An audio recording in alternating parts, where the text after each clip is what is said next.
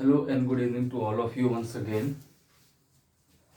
Today we will be discussing the current affairs of the remaining September month and the January month pratiyogita darpan.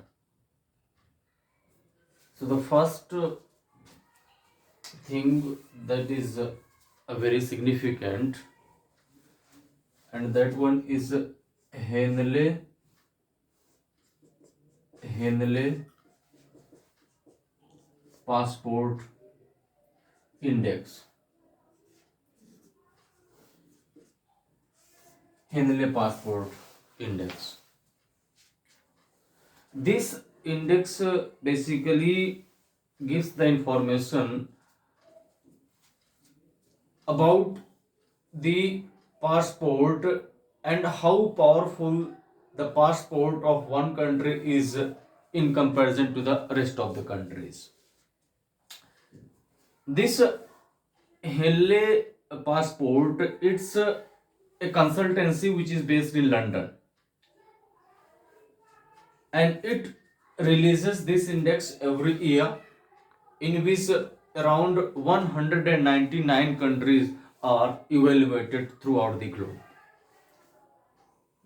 As far as this 2023 is concerned, so India is standing in 80th position out of 199 countries. And as I have told you, this tells about how powerful the passport of your country or my country is. India is standing in 80th position, and this 80th position tells that India, it can, the citizen of India can travel to a certain number of countries without getting the visa. I mean, you can get the visa once you reach to that country. Visa on arrival. You may have heard about it. So there are 57 countries. 57 countries where you can go without taking you don't require the visa if you are traveling in these 57 countries.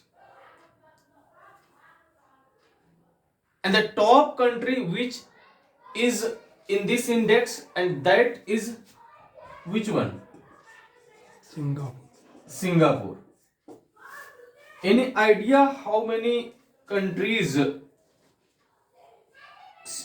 citizen of Singapore can travel to, how many countries without taking the visa prior? Out of 199, 192 countries. So you can understand how significant this Singapore, the passport of Singapore is. One more thing I want to tell you, that in 2014, when Modi government came into power, because this is a general perception that ever since this government came into power, the image of India has increased like anything out of the world. So in 2014, India was standing in 76th position in this Henley Passport Index. This 80, it was 76. So ever since the idea of Vishwaguru and Amrit Kal, they came in existence, so I think India should be at least in the top 10. But India is standing in the 80th position. So by the way, this is not the only parameter to decide where India is standing in this globe in terms of power and recognition and identity, but it is also one of the, I think, the factual ground to understand how the image and identity is reflecting of our country across the globe. So this Henley Passport Index this year 80th position. Singapore is in the top. In 2014, India was standing in the 76, and right now, so instead of going in the decreasing direction, I mean decreasing means the less the number will be, the better the condition, or the more stronger the powerful passport of our country will be. All right.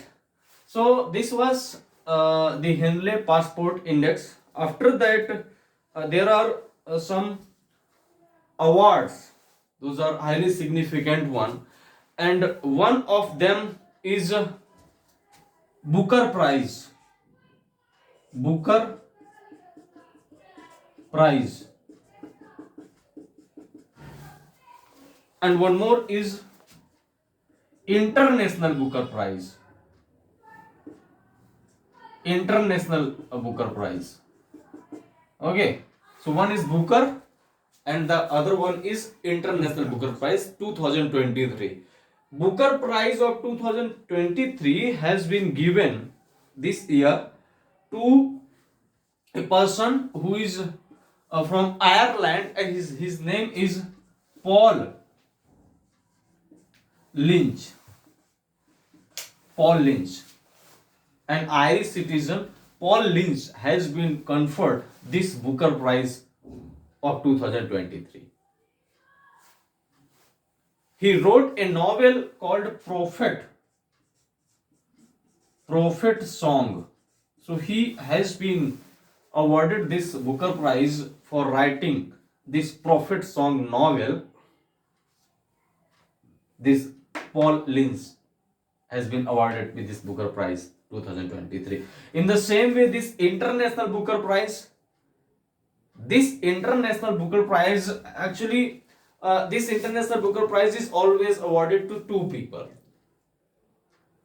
What happened in case of Gitanjali Sri previous year? She wrote a novel called The Tomb of Sand. So Tomb of Sand was written by Gitanjali Sri, but it was translated into English language because originally it was not written in English language, if I am not wrong. The person who translated this Tomb of Sand, her name was Daisy Rockwell. Daisy Rockwell. So in the same way, this International Booker Prize 2023, again the two people will be there, and the one is, by the way, this stands GG, Georgi Gospodinov. Okay, Georgi Gospodinov. Georgi Gospodinov. And this Georgi Gospodinov, as I have told you that there are two people. So, I mean, he wrote the novel called Time Shelter. Time Shelter. And this Time Shelter, it was not originally in English language. It was not in English language. So, when it was translated into English, the help of one person was needed, and that person was no one else but Angel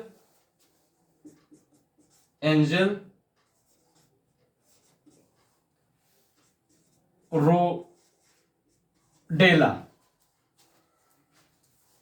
Angel Rodella. So this Angel Rodella translated this Time Shelter into English language. That's why this Angel Rodella is also important here. But the main person is Georgi Gospodinov. Okay. So Booker Prize and International Booker Prize. Now again there are two awards, and the one is Indira Gandhi Peace Prize for Disarmament and Development. Indira Gandhi Peace Prize for Disarmament and Development. This award has been given to two institutions, and one more award is when you have to just remove this Indira, and that is Gandhi Peace Prize 2023.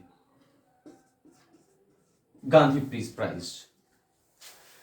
This Indira Gandhi Peace Prize for Disarmament and Development 2023 has been conferred to two institutions. The one is Indian Medical Association, IMA, and the other one is Trained Nurses Association. These Trained Nurses Association basically they represent those people who worked very hard when India was passing through this COVID-19. So Trained Nurses Association and this IMA, Indian Medical Association, will be remembered in the year 2023 for the Indira Gandhi Peace Prize for Disarmament and Development. Gandhian Peace Prize 2023. Very famous institution, more than 100 years old, and luckily that institute belongs to the place from where you come. That is Gita Press, Gorakhpur. Okay, Gita Press, Gorakhpur. This Gita Press, Gorakhpur has been serving to Indian society or to country and even out of the world for last 100 years in releasing the religious texts. And this Gita Press Gorakhpur is also practicing upon this Gandhian grammar to give a message of non-violence and peace. So this Gandhi Peace Prize, Gita Press, Gorakhpur.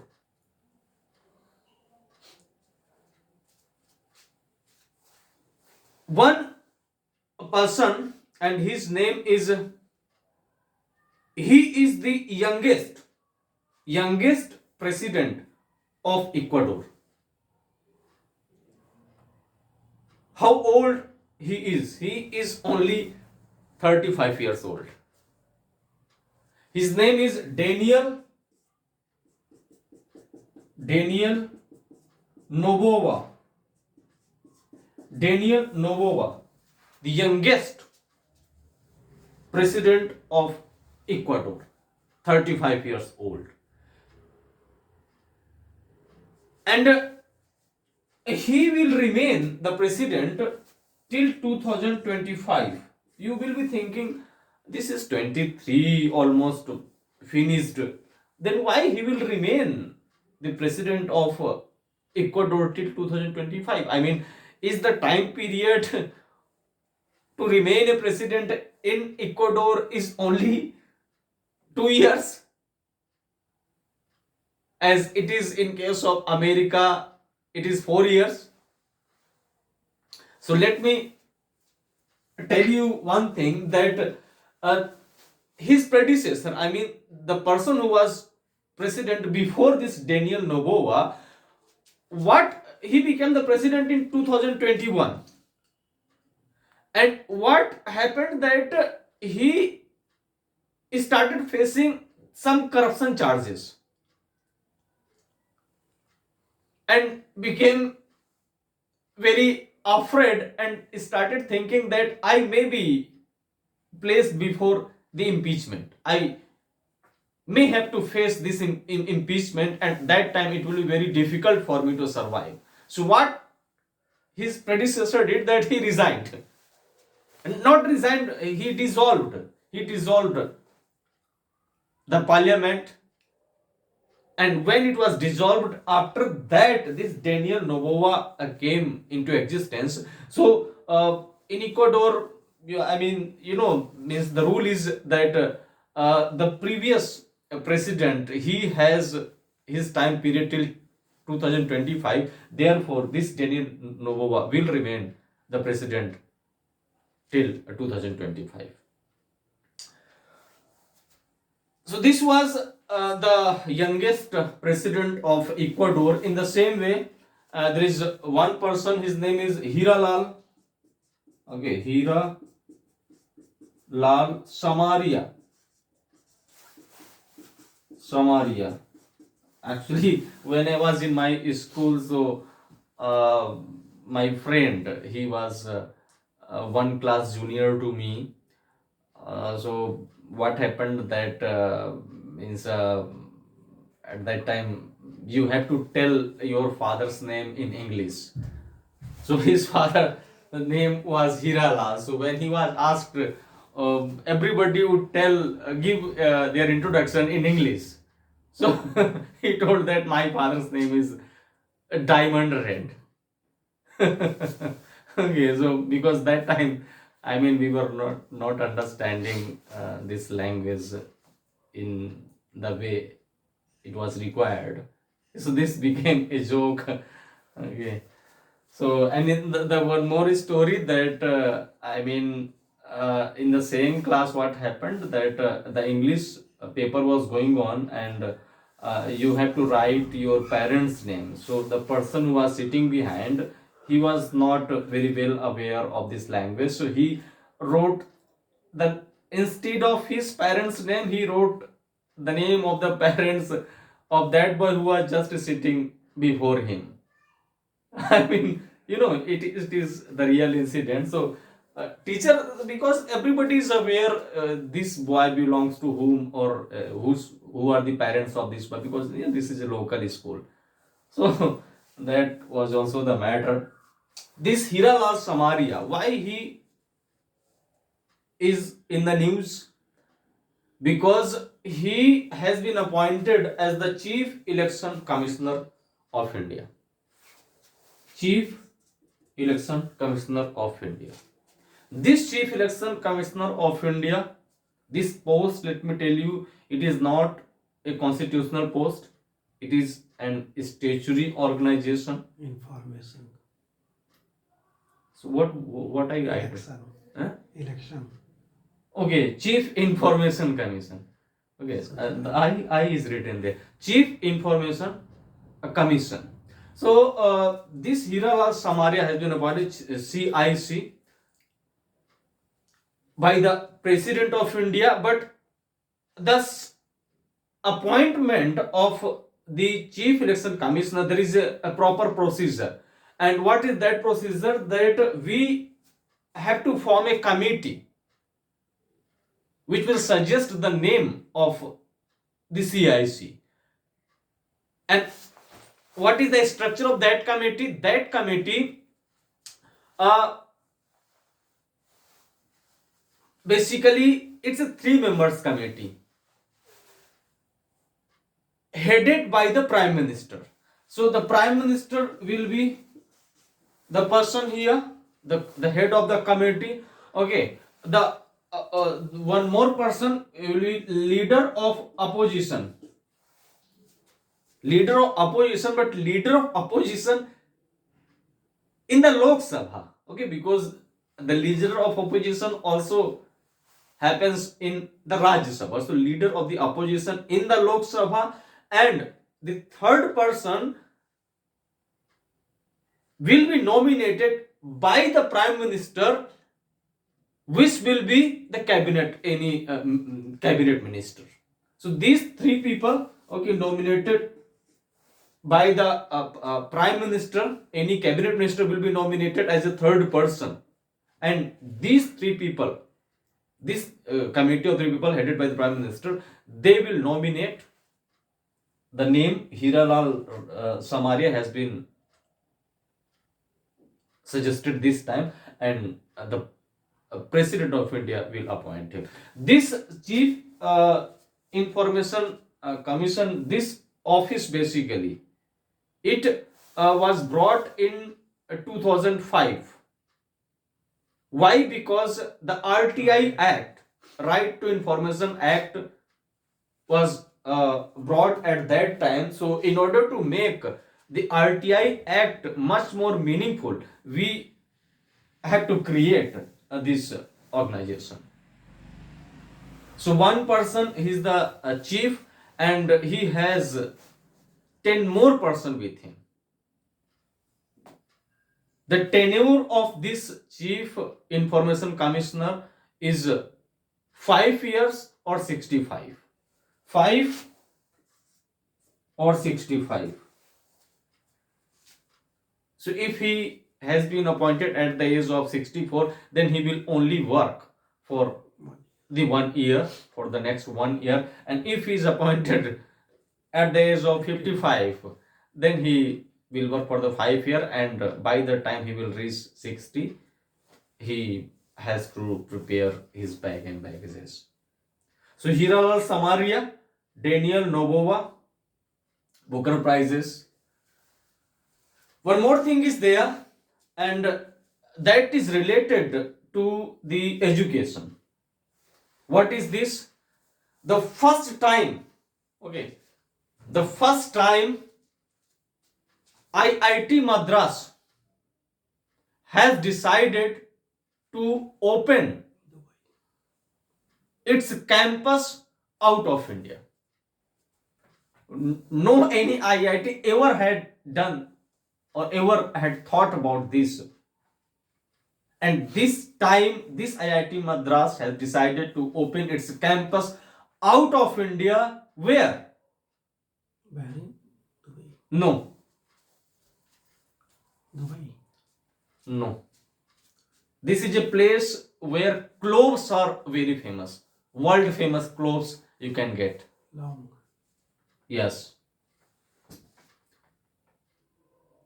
It is Zanzibar in Tanzania.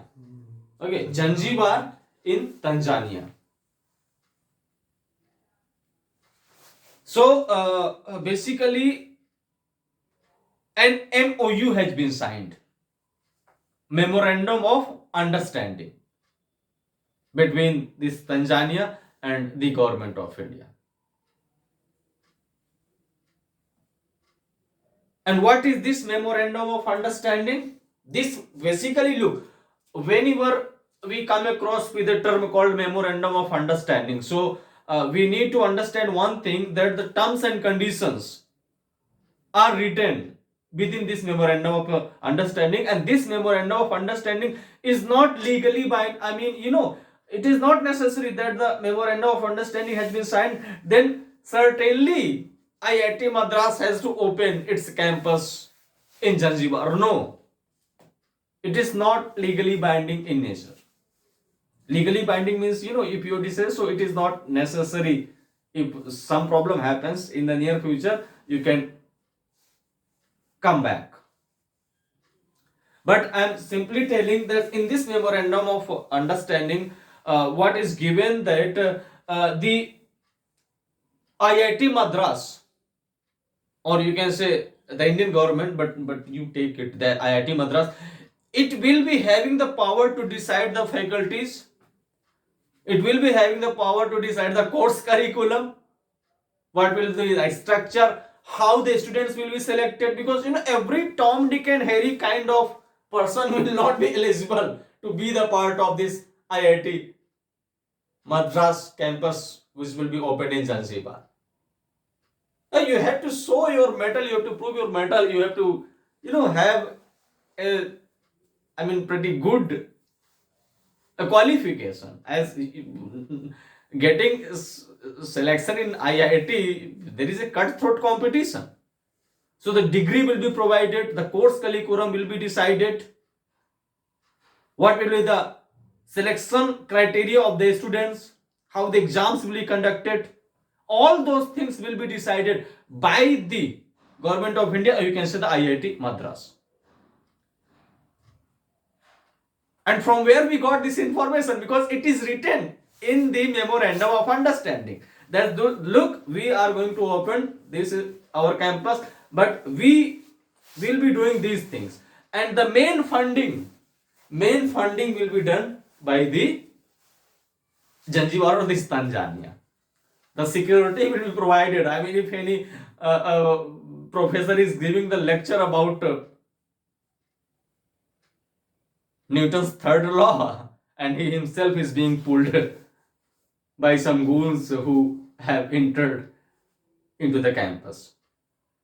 So the main thing is that the money will be, or the fund will be arranged by this, but you can say the mental power will be invested by the IIT Madras. So this place called Zanzibar, it is quite significant here. All right. So this we have discussed this Daniel Noboa Henley Index, these Booker prizes, and this Zanzibar also.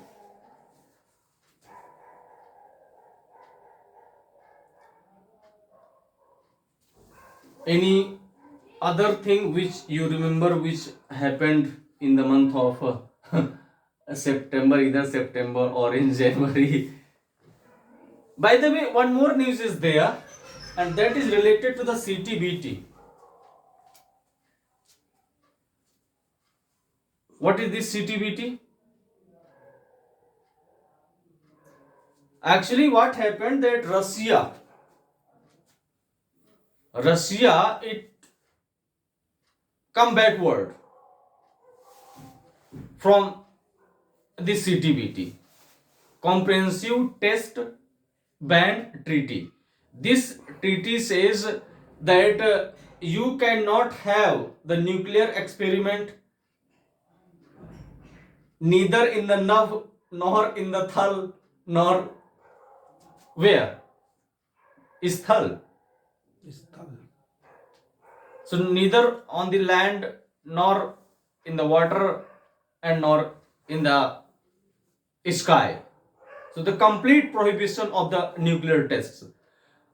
Actually, there are 187 countries which I mean, means ratified this treaty, but actually I have to go through again with the factual detail, the number of, but the main thing is this, that Russia, which had ratified this treaty, now has passed a law that we are pulling ourselves from this ratification. Why Russia is doing this? Because USA has not ratified the treaty yet. So Russia is saying that if USA has not ratified it, then why should we need to do it?